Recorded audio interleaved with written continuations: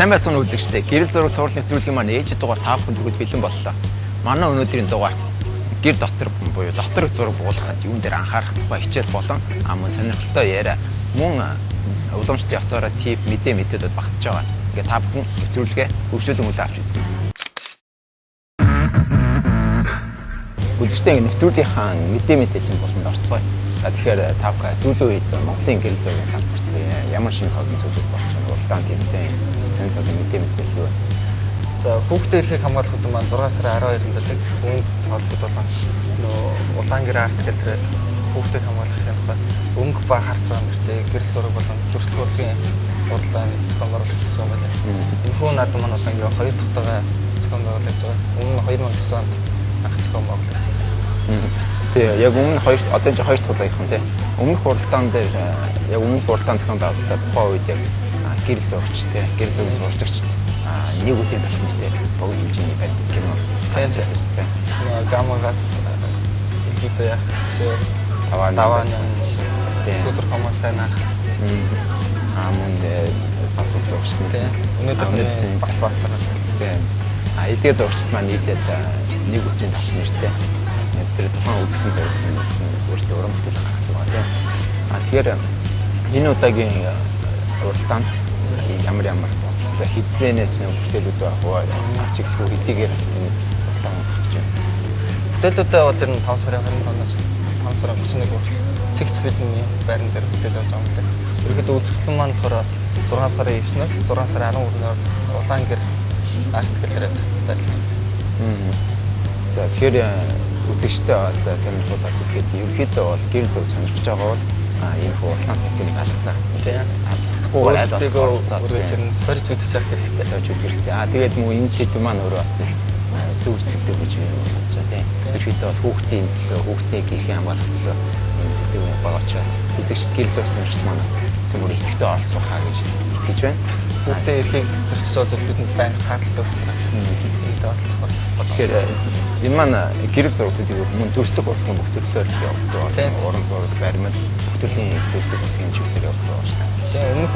Өмнөх 2009 оны уралдаанд төрслөг урлагийн маань оролцсон шүү дээ. Шилдэг фото зургийн маань гамагийн бям бичгээ харамсахгүй юм шиг байна. Тийм. Тухайн зураг маань хар хорин зах дээр авсан зураг байсан тийм. Тэгээд та бүхэн харж байгаа хин зураг.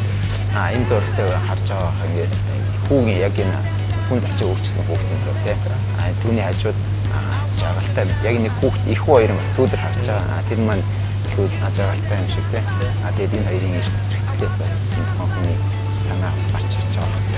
Тэгэхээр бас бидний зүгээс та бүхнийг энэ уралдаанд идэвхтэй оролцоосоо гэж уриалж байна. Мөн энэ сэдвэр сүүлийн үед миний хувьд багтаа мэдээ зүйлээр юм аа. Яг энэ маань болохоор бас нэг төлөвлөлийн нийгмийн реклам ч юм уу нийгмийн нэг батгах зүйл шүү дээ.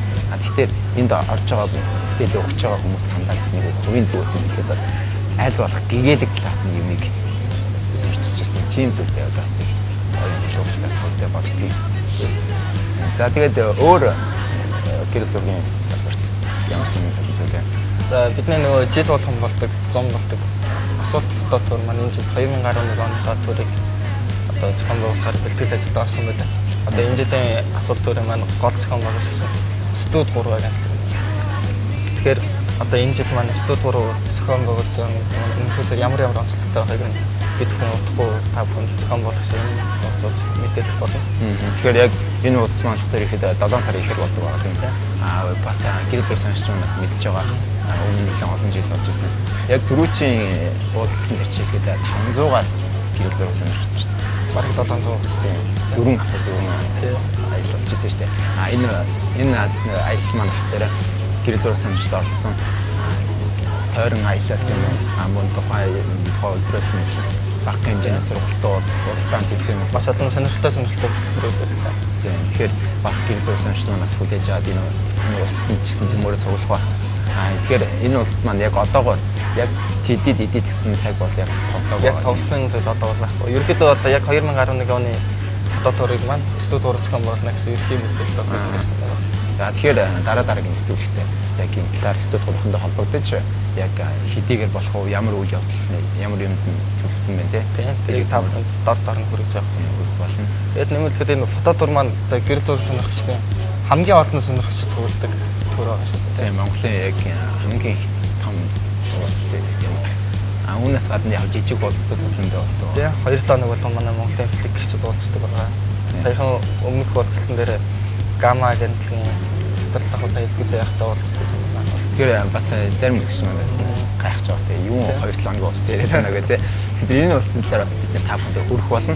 Энэ маань болохоор онлайнаар цугулдаг Монголын гэр зураг сонирхчид маань 2-7 хоног тутам нэг уулздаг юм уулздаг байгаа. Энэ уулзалтыг бас та бүхэн сурвалжиж үзүүлэх болно. Та бүхэн энэ уулзалтанд коммент хийвэл Flickr.com дээр Mongolian Flickr гэсэн групп үүсгэсэн байдаг. Энэ групп дээр та бүхэн бид бүхний хийж байгаа үйл ажиллагаа болон уулзалтын тухай мэдээллүүдийг дор харах боломжтой. За тэгэхээр ямар ч та бүхэн нийтлээ ямар ч нэг уралдаан болж байгаа юм байна. Удахгүй бас гэр зурчдын уулзалт болох юм тийм. Гэхдээ за өнөөдрийн маань ерөөхдөө мэдээлэл хэсэгт бол гэр зүйл багтсан байгаа. Тэгэхээр та бүхэн дараагийн хэсэгт өнөөдөр багтсан мэдээллүүдээ илүү дэлгэрэнгүй хамгийн уралдаан маань юу болж өнгөрсөн уулзалт маань хэрхэн хизээ болох гэж байгаа юм. Дараагийн нэвтрүүлэгт үзүүлэх болно. За ингээд дараагийн төвийн Бид авсан зураг камерын дэлгэсэн дээрээс харахад өнгөлөг тод харагддаг юм. Компьютер руу оруулж харахад заримдаа өнгөнд буурсан фокусгүй зураг үүсдэг. Үүний учир камерын дэлгэц компьютерийн дэлгэцтэй харьцуулахад 10-аас 14 инчийн дэлгэсний нягтршдаг энэ жижиг дэлгэсэн багтаасанд байдаг. Тиймээс та энэ үүнийг фокустай ихэр чанартай буусгаж шалгахын тулд заавал зөмж үзэж байгаарай. Өнөөдрийнхөө хичээл булангаар та бүхэнд дотор гэрэл зураг буулгах талаар орох болно. Тэгэхээр бид нэг дотор гэдэг маань гэр дотроо мөн ямар нэгэн тасалгаа ажлын тасалгаан дотор зураг буулгах талаар өнөөдрийн хичээл орох юм. Тэгэхээр бид өнөөдрийнхөө хичээлийг Nikon D9 загварын камертаар явуулах болно.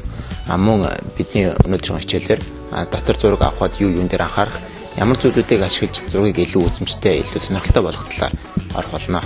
За ингээд зөмөр хичээлд орцгоё. Дотор зураг буулгана гэдэг маань ерөөхдөө гэрлийн их үүсвэр нэлээд бага байна гэсэн үг. Гэхдээ бид нэр хэрвээ дотор зураг буулгах гэж байгаа бол аль болох өдрийн цагаар зураг буулгавал илүү зургийн чанар маань өндөр гардаг байна. Хэрвээ бид нэр орой гадаа харахгүй болчихсон нөхцөлд дотор зураг буулгах гэж байгаа бол гэрлийн их үүсвэр маань нэгсэн тасалгааны гэрэл маань нэлээд бага байдаг учраас зураг маань хөдөлгөөнд орох аль эсвэл ISO-го нэмж өгснөөр шууган үүсгэх зэрэг асуудлууд үүсдэг. Тэгэхээр бид нар өнөөдрийн хичээлээр та бүхэнд өдрийн цагт гэрэл зураг буулгах талаар орох гэж байна. Одоогоор бол яг Улаанбаатарт 6 цаг болж байна. Тэгээд нар бол нэлээд унчсан. Одоо яг нар жаргаж байгаа зүгээс нэлээд гэрэлтэй цонхоор гэрэл туссан нөхцөл байгаа. Тэгэхээр бид нар энэ байдлыг ашиглаж зураг илүү үзэмжтэй болгохыг хичээх болно. За тэгэхээр бид нэр дотор зураг авах гэж байгаа нөхцөл гэрлийн орчин нэлээд сайдар анхаарах хэрэгтэй. Дөрөв тавд хэлсэн одоо 6 цаг болж байгаа учраас нар нэлээд доош буучсан. Цонхоор яг хажуугаас тусад нар орж ирж байна. Тэгэхээр энэ нөхцөлд бидний объект маань гол хүм маань хажуунаас их хурц гэрэлтэй байдаг. Тэгэхээр яг гэрэл туссан хэсэгтээ итгэх гялаагаад нөгөө талдаа бараач юм тиймэрхүү нөхцөл үүсдэг учраас энэ нөхцөлд бид нэр цонхны бидний яадаг тюл гэж байдаг. Цагаан хэсгийг нарыг хаах маягаар ашиглаж болно. Эсвэл тюлийг хаахгүйгээр хурц гэрэл өгвөл илүү контраст сайтай зураг гарна. Мөн тюлийг хааж өгвөл зураг маань илүү зөөлөн гэрэлтэй болж өгсөй байгаа. За одоо энэ харагдаж байгаа яг манай модель маань хажуугаар бас нэлээд хурц гэрэл болсон байгаа. Тэгэхээр энэ үед ямар зураг гаргахыг та бүхэн одоо дараагийн зургаас. За энэ зургаас харсан баг. Яг над туссан хэсэгт нэлээд гэрэлтэй нөгөө хэсэгт нэлээд жоохон бараах тус үүсэж байгаа. За тэгэхээр жагаа жоохон хойш болоод байна.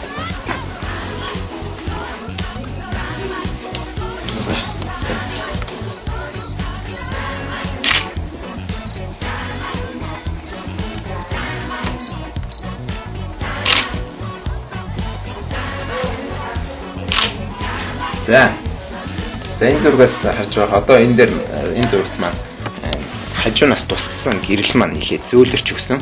Мөн сүйд маань багасч өгч байгаа. Бид нар ямарсан тюлийг ашиглаж энэ байдал үүсгэж болох нэ. За мөн дараагийн анхаарах зүйл маань бид нар гэртээ зураг авч байхад нэлээд бидний гэрийн орчноос маань шалтгаалаад ард нэлээд их илүү биетүүд нэлээд орж ирдэг байгаа. Тэр аль болох тэр илүү биетүүдийг хасч илүү цэвэр зургийг үүсгэх ёстой.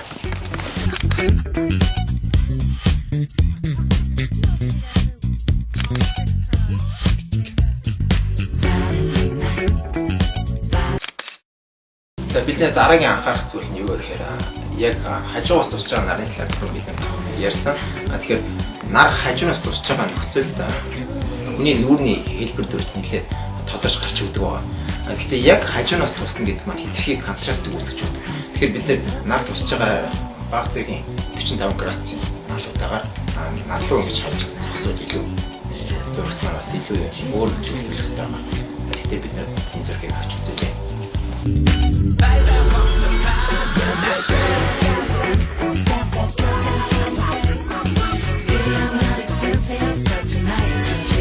Тэгэхээр нарны гэлийг зөөлж өгч нар руу бага зэргийн хажууд шиг харуулснаар хүний нүүрний хэлбэр маань бас их зүг гарч өгч байна. Тэгэхээр бидний дараагийн анхаарах зүйл маань юу гэхээр бас нар хэтэрхий хурц байвал хүний хөмсгөө зангидах зэрэг жоохон эвгүй дүр гаргадаг. Гэхдээ бид нэр үүнээс сэргийлэхийн тулд нарны бас эсрэг авч болно. Гэхдээ мөн хамгийн тохиромжтой үе маань бидний өмнөх зургуудтай ярьж байсан. Бүрхэг үе дээр зураг болох илүү тохиромжтой байдаг. Өдөр гаднаас зөөлөн гэрэл бууж орж ирснээр гол зураг авах юм ч гэсэн зураг авах илүү эвтэйхэн болж байна.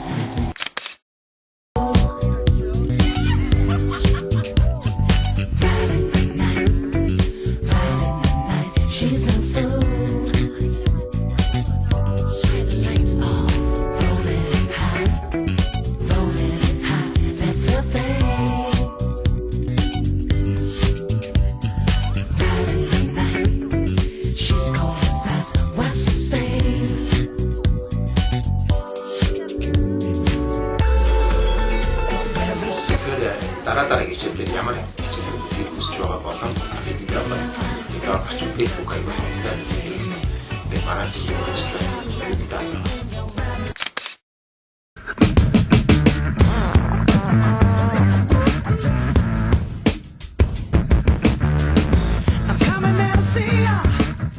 За бид нэвтрүүлгийнхаа энэ удаагийн булангаар Хөхтөнгөрийн орон аяллыг зохион байгуулагч гэрэл зурагч Гаан Хэмжээтэй уулзах ирсэн байна. За тэгэхээр аяллахаа тухай танилцгаа. Сайн бацгаана үзэгчтэй. Би Хөхтөнгөрийн орон гэдэг гэрэл зургийн аяллыг 5 сарын 15-наас 9 сарын 15-ны хооронд Монгол орны одоо 21 аймгийн нутгаар